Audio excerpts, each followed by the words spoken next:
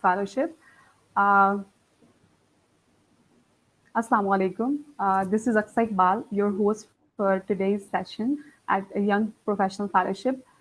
So let me tell you a little about MAPS, who is going to organize this fellowship. MAP has been working since 2012, and MAP has been playing a paramount role in the capacity building and development of Pakistani youth. Mentor Amiable Professional Society aims to bring positive reforms in the community by advocating and mobilizing youth by raising their voices on inclusion, women empowerment, youth potentiation, climate change, and tranquility. In additionally, it has been providing a platform for all the youngsters to showcase their talent at various in the various events, and have been engaged in the process of facilitating and mobilizing youth and their various social activities. As we all know that MAPS has been organizing a fellowship, which is called Young Professional Fellowship, which is going to be organized in Turkey. So I believe that it's a very fantabulous opportunity for all the young and active and enthusiastic youth of Pakistan who wants to showcase their talent at international level and represent Pakistan as a peace-loving country. It will going to be a very one of the biggest events so far, and it has it can provide you an opportunity, to showcase your talent as well as to connect with young leaders and people from different corners of the world, and make lifelong connections. These young leaders and the students are going to work on the sustainable solutions for all the global issues that are prevailing in this world. To talk more about it, we have a guest who's the president of MAPS, and I firstly want to congratulate him on winning Diana Award 2020. In fact, he is one of the 5 Pakistanis who have won this award in 2020. Besides that, he is an electrical engineer and has a keen interest in different social activities, and has a vast and deep understanding of the social issues. And exceptionally, he is the first speaker who is the youngest one from Pakistan to speak in United Nations. So let's welcome our guest of today's session, Ahmad Toor. Um, Hello. Hello, Ahmad Toor. Can you hear me? Yeah, I can hear you. Just give me a second. Yeah, I can hear you now. So, Ahmad Toor, my first question to you is that would you please tell me a little about this fellowship to our audience? Aksa, thank you so much for taking us live from Opportunities Corner page. I would like to thanks Saim for letting us host this event for the general audience, especially for the Pakistanis, because we believe that we should tell them about this wonderful opportunity that we are going to give them.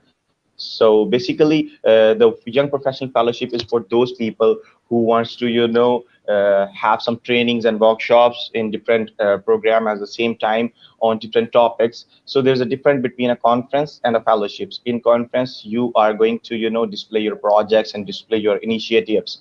And in fellowships, you are going to, like get trained from the trainers. So obviously, we will be inviting foreign trainers to Turkey to train our young people, our Pakistani in Istanbul. Young Professional Fellowship will be a 7 year long like residential program. People will go over there. They will spend like 7 days in beautiful Istanbul. At the same time, they will be going through rigorous trainings, workshops, and projects building at the same time. So yeah, wonderful. It seems pretty much interesting. But let me ask you, why do you choose Turkey? Like, what's the idea behind that? Yeah, you know what? A lot of people are asking this question, and I would like to tell them. The many of the students and the fellowship attendees would be the one students like or the one people who haven't traveled to anywhere. So it will be their first international experience, at the same time first international flight at the same time. So why did we choose Turkey is because we have a very good relationship with like Turkey, like a brother country. And everyone, as a Pakistanis, if we ask from someone that why do you want to go Turkey, like, or where do you want to go, like as your first international trip, either we will choose Saudi Arabia for our religious ceremonies. At the same time, after that we will definitely choose Turkey because we have a sentiment attached with the nation, with the country as well. So that's why we chose Turkey. Oh, yeah, very wonderful and interesting again. And then let me ask you, what's the role of maps in organizing this fellowship? What Well, this map doing? okay. Well, this whole fellowship is being organized by MAPS Youth-led organization because we are a youth-led organization from Pakistan and we want to give back to our community. So the MAPS contribution in this fellowship is 100%, and we are the one who took this initiative, and definitely we were the ones who gonna organize this wonderful fellowship in Istanbul. Great. So let me ask you about the criteria of the selection. So in that, if if there's a Pakistani who is living abroad and still he wants to apply, can he? Yeah, okay. I would, mix few questions and answer your this question as well, because if someone watching us from another country other than Pakistan, this opportunity is not for them. I would request them that they can leave this live stream. If they want to stay, they are more than welcome to stay. So this opportunity is currently for Pakistani or those Pakistani who have, nationality is living abroad. So yes, people who have the nationality, Pakistani nationality, living abroad, yes, they can apply for this fellowship. Yeah, it's a very fantabulous opportunity, I would say. So it is one of the very frequently asked questions. That is, what is the criteria behind your selection, like behind your selection for this fellowship? All right. So, you know what? The selection criteria is very competent, and our board and our, mentors will review all the applications filled by the applicants. So, application is itself, the selection criteria. If you are filling your application and if you are writing those two essay questions in a right way, then it should be, then I don't think so that there is any other selection criteria, because your selection criteria as an applicant totally depends upon your application. So it is going to be strictly merit based. Like, Exactly, totally yeah, merit based on your own application. It depends how you write your application. exactly.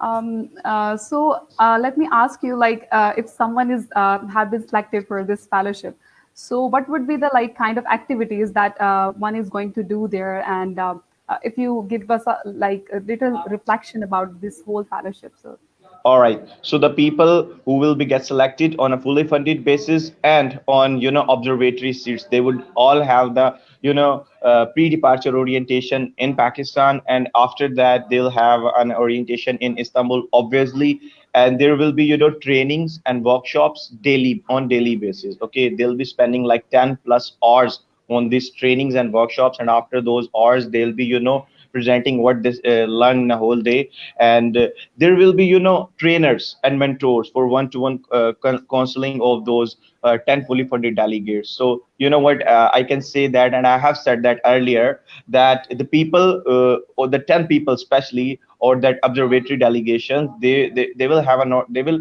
not have a sleep of more than like 6 hours on those particular weeks. So the better they get prepared if they get selected, because we are going to train them with like a lot of people, a lot of topics at the same time. And yes, they will be enjoying at the same time in Istanbul. great. So it's going to be too tough. So I just heard about the fully funded fellowship. So is it exactly fully funded fellowship, or like, and what kind of like how much amount MAPS is gonna pay for all the candidates? Okay, so if someone is getting like is got selected on a fully funded seat, he or she will not have to pay any single amount, because we'll do all of his expensive. Likewise, I said, we will provide airfare to and from the house country, because if someone is living like in Germany, let's say, and he is a Pakistani, and or she's a Pakistani, obviously. And if he she gets selected, we will pay each and everything up, like when it comes to airfare, accommodation, meals, sightseeing, and everything else. It applies for the same as Pakistanis, because if someone from Pakistan, like if someone from Pakistan got selected, we will pay each and everything to, like, for those delegates. So very wonderful. So if I talk about those candidates who are applying for it and who have paid the application fee and still they are rejected, what would you say about them? Okay, so you know what? We should always take rejection as a positivity. See, I have applied to, more than 100 conferences and fellowship at the same time. I have, a lot of rejection emails in my mailbox. I never deleted them, because I think that's the thing that motivates me to, excel in my life, as excel in this professional life. So I think that the people who get rejection, they don't have to worry about that, because you know what, they have been a part of this fellowship through application process, through scrutiny, through getting the, emails. So I want to tell also you that we have specially allocated 50 observatory seats for, we will be selecting 50 other people other than 10 fully funded delegates. Those 50 delegates will have a chance to, attend young professional fellowship in Istanbul, Turkey. Obviously they're gonna bear their expenses by themselves, but yes, we will waive off some amount to those 50 delegates. Exactly. So if the candidates, those who are selected on the fully funded basis, so is there any kind of the training that you are going to give them, or you will just directly, take them and you'll go to Turkey and then start your activities there? Likewise, I said that we will have a pre-departure orientation in Pakistan. So yes, there will be a training, like a mini training in Pakistan. We'll train them that how it's gonna be like, how it's gonna be like in Turkey for the 1 week. So yes, there will be training in Pakistan, but the total trainings and the workshops will be conducting in Istanbul. Exactly. Let me ask you about like, would you please tell us like a kind of like activities and uh, all the schedule regarding that, to go there and then what Yeah. You know what, we have shared our agenda on our website, and at the same time we have shared our agenda on application form. If you see, program fellowship details, you'll find about, what we are going to do on 13th and 14th. At the same time, let me give a quick session. 13th we'll have a pre-departure orientation in Pakistan, and the departure from Pakistan. And 14th, the delegates will come, and we'll have a day full of trainings and workshops. There'll be three trainers training on different topics at the same time. We have,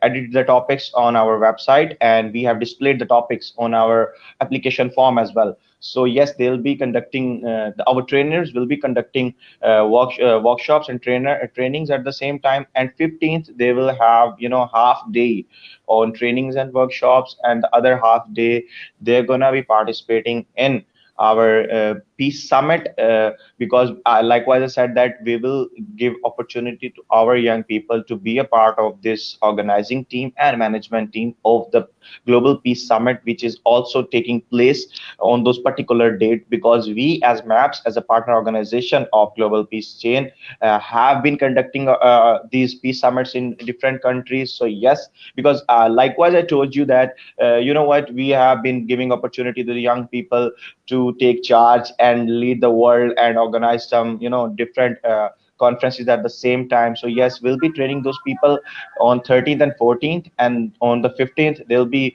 volunteering and managing the whole peace summit for 2 days, 15 and 16. And then on 17th they'll again have trainings and workshops. On 18th it will be project presentation, because we want to train them and we want to see what they have learned and how they came up with, then creating their idea. It would be their idea. Like if a delegate is coming on our fellowship, and she's pretty much interested in, empowering women, and she thinks that she want to do a project that empowers women community of Pakistan.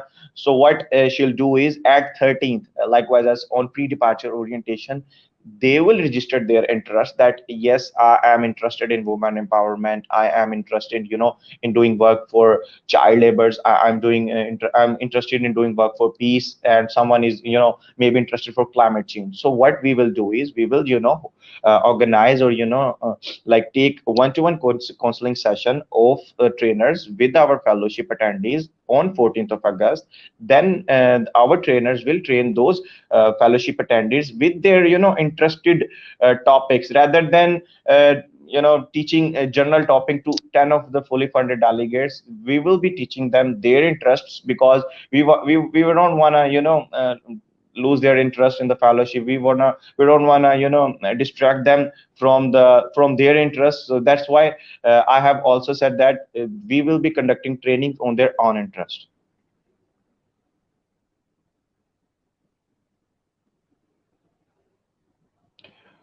I can't hear you. I can't hear you. I can't hear you. You're Was muted. So I was all saying right. that it was a wonderful description of the whole event. So still, I was wondering that if a candidate is applying for this fellowship, and he's saying that he or she is saying that he has experience of 5 or 6 years of the whole social work, and my question to you is that how will you check that credibility? Like if he or she is already like working for on various social issues, or just he is just saying doing. So is there any kind of, you have made the portal in the application in which they have to attach their certificates or things like that, or it's just like how it's gonna be? Okay, Aksar, that's a very good question. People have been asking this question to us. The answer is simple and clear. This opportunity is equal for the students who doesn't have any, experience in social work. And if you see the age guidelines, it's from 15 and 35 years old. If a boy or a girl is 17 to 18 years old, and he or she doesn't have any social work experience, then if so yes, they can apply. Because and I'll come to your answer after answering this first question, because people are thinking that they have not any like social experience background, so they shouldn't apply. I will encourage them to apply, because the selection criteria, likewise I said, it depends upon your personal statement. It doesn't depend upon like the experience or the social experience you are having in your community. Yes, the social experiences does matter. I'll tell you how. See, if you are socially working in your own community, you have a vast understanding of the social issues, rather than the students who doesn't have any awareness what's happening in this world, what are the global challenges. So yes, in this aspect, in this term and conditions, is the people who have social work definitely have some edge, because they know what's happening in the world, they know what are the challenges, and they know how to write personal statements. So I will say that how we will measure the application, because we have asked your social profile link in the application, and through that link and through that profile, we will see that, see, you have the social experiences, you are going to write that into your application form. How we examine it, how we measure it is, because you at the same time posted your Facebook profile or LinkedIn profile link in the application form. So we'll be matching your statements with your profile, that if the person is saying that she's working on women empowerment and she has conducted like 100 sessions, so definitely she must have posted it on social media network or any page, so they can post their links to our application, because we have given them the space, rather than we should collecting certificates from the people, because I know that certificates can be made in 1 minute on an internet. So yeah, better we judge people by their personal statements. And if they write that in application that I have an experience of 5 to 6 years of social experience, so obviously they're gonna paste their social profile links into the application, and we'll examine through it. So what would you say for them who are not active on social media, who are not using Facebook and not using Instagram, but still they are working in various social See, sectors? are we sure? All right. Simple and loud. If you are not, if you are like an introvert and you would like to show your work to the community, but still you have a lot of pictures, you have a lot of work that you have done, and you have also written in your application that I have been doing this and I have conducted those sessions. So better you upload your pictures or you upload your work on public profile, even it may be LinkedIn, it may be Facebook, or it may be a Google Drive, and you paste the link to our application and our see. We are not telling you to paste your Facebook profile, paste your social profile, and we are not telling you that we are not telling you to write those things in your personal statement. You are writing those things on your behalf. So to justify those statements, you have to show something to the judge. Exactly. Being the president maps, what's the idea? What was the idea behind organizing this fellowship? Yeah, well, that's a tricky question. And see, I have been to more than like 10 countries, and I have attended more than like 6 to 7 conferences, one fellowship, and one internship at the same time. I have been, approaching by the people, and people have been asking me that how you travel the world and how you've been, so active and still student at the same time. So I have always said them there is opportunity. See, we are live from the opportunities corner page. Yesterday we were live from scholarship corner page. I have always told them that these such a there are such kind of opportunities, websites and Facebook pages at the same time. Yes, you can go and see what's happening in the world in this particular field. So yes, that's how you're gonna enter and you're gonna travel the world and experience new things at the same time. So what was our aspirations in this fellowship is to give back to our community. Likewise, I said we have been approaching by a lot of people. They said you should take a stand and provide opportunity to young people. The last night I was answering to a question that there was a question that 10 people will get selected in this fellowship. I have told them that what, if you see any fellowship in the world, like other than US embassy's fellowship, like SUSI or the UGRAD, other than these fellowship, there are not any single fellowship in which 10 Pakistani peoples are present at the same time. There might be one, there might be two, and that's the limit. Okay, nobody is selecting 10 Pakistani people in a single fellowship. So that's why we thought that we should provide the opportunity to our young people, our Pakistani, to have an international exposure at the same time. Very wonderfully. Like your whole organization is thinking about all the Pakistanis to have a international Yeah, Aksa, exposure. see, we have a global reach, we have a global trend. We could have opened this application for other nationalities as well. We would have, we would have received more application. It would be in our, favor. But see, we have limit the audience. We have, limit the country delegation. We just only opened it for Pakistani. So better Pakistani take this opportunity seriously. I hope so that Pakistanis will also understand this and will take this opportunity seriously. So, as we know that there's like Pakistan is very well known about its diversity. Like we have like many ethnicities and people from different ethnicities, etc. So, have you, in your selection criteria, have you discussed anything about like you will be picking people of from different provinces to show the diversity, or you'll be just like doing it exactly just on the basis of their applications, and you don't have like set any kind of criteria like this?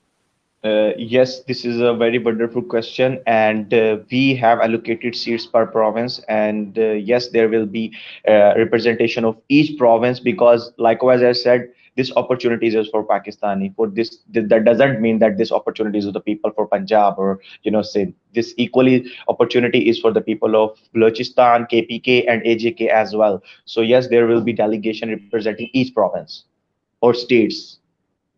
Exactly. So most of the people they were asking about the passports, like they still don't have any passports. So can they apply for it? Are they eligible? Yes, they can apply without passport because we have asked them about their NIC number and passport number, but passport number is not mandatory. So yes, they can apply without passport, and if get selected, we will give 4 to 5 working days to those delegates who get selected to give back their passport to us, because we'll be dealing with the visas after that, and we would have a pretty much time to going through all the process. So, having said that, you have like traveled almost like 10 countries. So you have learned a lot, about, and you have like, I know you will be having like wonderful skills and very exceptional leadership skills. So, what do you think? Like, if the candidates they are getting this scholarship, what kind of improvement they can see in their personality, and what would they be after attending this fellowship? All right, see, we have designed some topics which can influence in their personal life, because you know what, if they want to teach these, like if they want to learn these things, they can learn this from internet, they can learn from their teachers. So what makes us exceptional, what makes us different and unique at the same time is our trainers, our mentors, and our teaching and training environment at the same time. So we will be like dealing them with as our own kids, as our own members. At the same time we'll be training those delegates like we train our people, like our members. So yes, there will be exceptional changes in in those 10 people who will come back. You can see a particular, like they will go through some rigorous trainings and workshops, and so definitely there will be a change.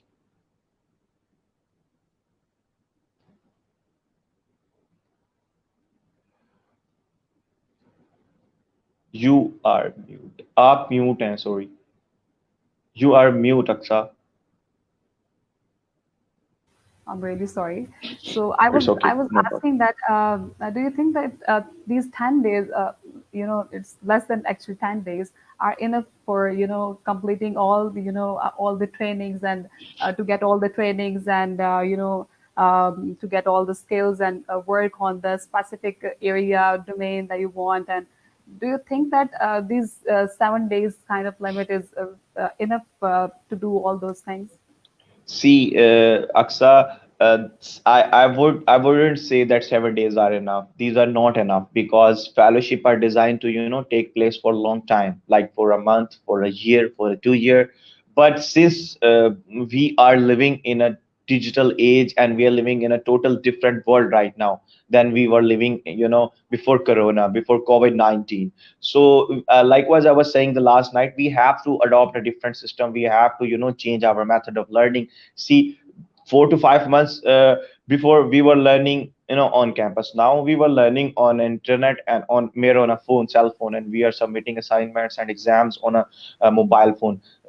6 months before, we were participating in conferences, we were traveling to another countries. Now we were participating on just virtual seminars and virtual conferences. And this is the thing that we have to understand, that the world is totally changed, and now we can't expect the things like it was before coronavirus. So that's why we have to I'm really sorry, but would have to narrow down all the things in 7 days. And I'm sure that, likewise I said, that they will be sleeping like less than 6 hours. So obviously they'll be going through a lot of time, because we want to make most out of it from their time. Exactly. So yeah, I hope that the whole thing will be covered within 7 days. So what's your advice about those for those people who do not have the social background, still they want to apply? What would you advise them to write in their application? See, the application and those two personal questions, the more it will be honest, the more it will be written by your heart, the most you have chances of exceptions. Because you know what, if you write social experience in your own personal statement, we would definitely match it. We will definitely want to verify, because as it you are saying that see, it's so easy to write that I have an experience of 10 years, but it is not easy to defend and justify those 10 years. So better you write, and what they say is like, mind your words. So you better mind your words. If you're writing, you have to justify. If you don't have any social background, you just write, I'm a student, I'm learning this particular topic, and and I want to learn the topic which your fellowship is offering at the same time here. And then you can tell about your interest and educational background in your personal statement, and after that you will write that. It's just an example. You shouldn't write the way I'm telling, but yes, this method can be adopted and it's on internet everywhere. So after that you can write that how much you'll impact your community after coming back from Turkey. So that's how a student with no social background can write their personal statements, because we have seen that the people getting accepted in UGrad and SUSI fellowships, they don't have any social background, because why they get selected? Because of their personal statements. Okay, UGrad doesn't ask for your certificates, they don't ask for your even they don't ask for your Facebook profile link at the same time. But since they just only judge the application by their personal statements, and yes, here it goes like the way it is. So yeah, to be honest, would be the key to get on a merit for Because the see, impact. you are a Puan alumni. You know about this, how this thing works. Exactly, exactly. So let me get any question. If the people have any question, they can post it in their comments so that we can take it. I think we don't Yeah, have any question yet in the comments. we had actually, but they have been pressed down a little. So do you want to use it? So yeah, I'm Okay, just so waiting. Rajkumar is asking a question. Can I answer that? Sure, sure. Okay, so Raj is saying that there's a question in the application form that we ask from the applicants, that if you have a visa, if you require a Turkey visa. See, most of the people will apply for the visa, because Pakistani need visa to travel to Turkey. But some of the people will have, a US visa, a UK visa, and Schengen visa at the same time. If any delegate or any person who is applying and have valid US, UK, or Schengen visa at the same time, they doesn't need to apply for Turkey visa in person. They just need an online application to fill, and the Turkish government will send e-visa to them. So that's why we ask this question, that if somebody possess these kind of visas, like valid travel license, like US, UK, and Schengen visa, they don't need a visa to apply. They said that yes, I need a visa, but in other section they would write e-visa. But everybody who doesn't have any travel experience, so yes, they will say that I require a visa. Exactly. Thank you. And Hemant Fatma is asking, can I write about the projects I am planning in the impact section? Because obviously, yeah, can she write about the projects she's planning in the impact section? See, I have told you that we will have a one-to-one session with our trainers, like trainers, and there will be fellowship attendees. So they'll be telling them about their interests. So better if you write those interests earlier, so we understand that what kind of projects do you want to impact in your community. So yes, you can write your projects and planning if you are doing to execute those projects in application form. So yeah, Samra Makbul is asking that how can you differentiate this fellowship from Global Peace Summit? See, the Global Peace Summit is for 3 days. One day is orientation day. Second day is, the main event day. The third day will be young leader workshops, and there might be 4 day for awarding ceremony. So, likewise, I said that 13th pre-departure orientation in Pakistan, 14th a full day, and a full day in full of trainings and workshop. 15 again half day for training and workshop. Then they, because we have said that we will we might give a chance to those 10 fully funded delegates to be on the panel at Global Peace Summit. So the people will who will get selected in young professional fellowship will have a double chances. They'll be enjoying Global Peace Summit, at the same time they will be going through this fellowship at the same time, and yes, they will be managing an event also. So yeah, like it's a full in all package. Great. Then Abdul Muiz is asking that in Global Peace Summit, there is availability for everyone in the three categories: fully funded, partially funded, and then self-funded. What's your take on that? See, we can't global peace chain is a worldwide network, and people from 70 plus countries will be coming to attend a 3 days long conference. But we, these as a Pakistanis, this opportunities is only for Pakistanis, so we can accommodate the people according to our own needs, according to our own requirements. So there is not any partial funded category, there is only fully funded category. The people who will be left like top of the application after 10 people, we will give them a chance to come to Turkey on observatory seats, but these are also 50 observatory seats. So after that, we would definitely have to reject those application which doesn't stand at the top of the application. So likewise, I said, there is no need to have a social experience. All you need is to write your thoughts and your interest on those two questions. That's it, that's all. Exactly. So, do you have any other question Yeah, for me? because we can end this live stream in 5 minutes, because it's Right. been like 40 minutes. So let's just give them 5 more minutes to ask questions, and after that we can uh, end up this live stream. Okay. So,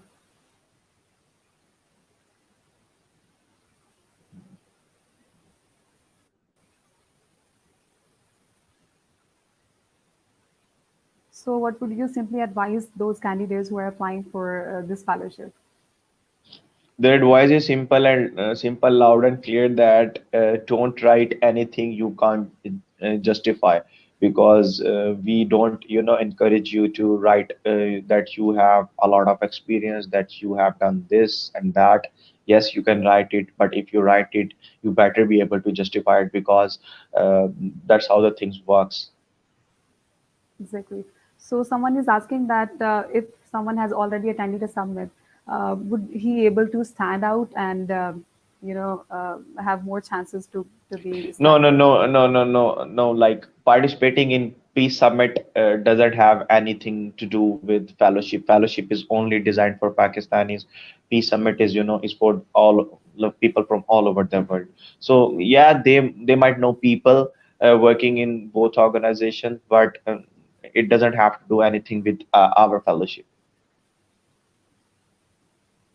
So, someone is asking that will you conduct interviews for that? No, it has not planned yet, but we might have to do if there's because we'll be telling, I was telling you that we'll be judging those applications on some points, and we'll be making merit points at the same time. So if there is a if there is someone who, like, two people's having the same points, so we definitely will interview them, but it depends on case by case. Yes, you can So, attach Instagram link right. at the same time, because if you have been posting your stuff on Instagram, but make sure it's public. Rajkumar is saying that okay, someone will paste YPF link in the comment section. If a Maps member is watching us, I would request them to post the application link in the comment section. So, Muhammad Hamza is asking about the eligibility criteria for this program that you More, have. yeah, that's a Yeah. question. Yeah, okay. The eligibility criteria is simple. You know what you have to have, like, have an Pakistani nationality, and you have motivation, and you have the passion to work around your community if you get selected. And if you have to be a student or professional, it doesn't matter. And at the same time, you have to be in the age limit. That's what we want. We don't want anything from any people, because likewise I said, this opportunity is for everyone. Would there be any priority points? Okay, I have seen another question also. I will answer both of them.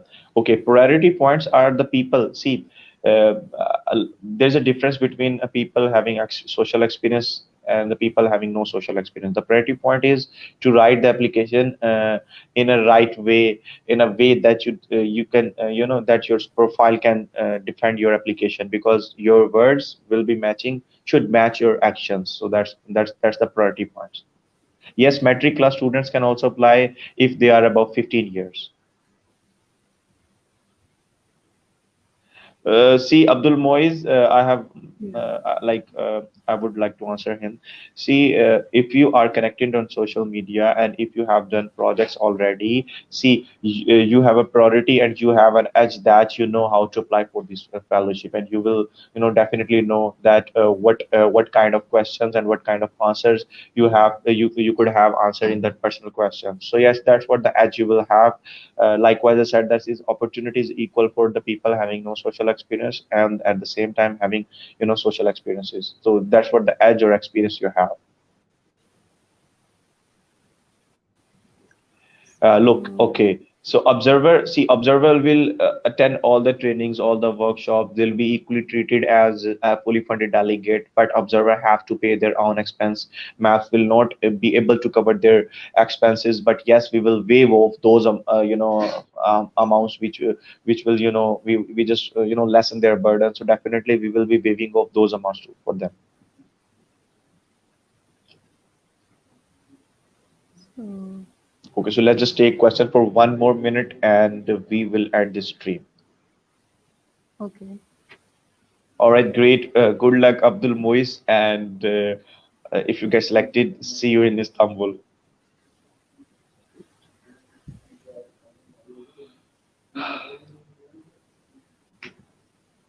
All right, all right, all right. So I guess this is our last session from Opportunities Corner. No, not the last, the like least. Okay, so tomorrow is our another session on any other page. We will announce that from MAPS Youth Led Organization page. That would be the last session from for the Pakistani audience. And after that, we will be just receiving some queries. If still somebody has any has any query or anything which they don't understand, they can email us. They can visit our website, specially designed for this fellowship, that ypf.maps.org.pk, ypf.maps.org.pk. So we have written some embedded some facts in those web applications that they can see if they still have some questions. So yes, there's an answers available. Thank you so much, Ahmed, for answering all the questions. I hope now our viewers have a better idea to apply for this scholarship. Exactly. Um, exactly. So I think we are just going to end this live stream.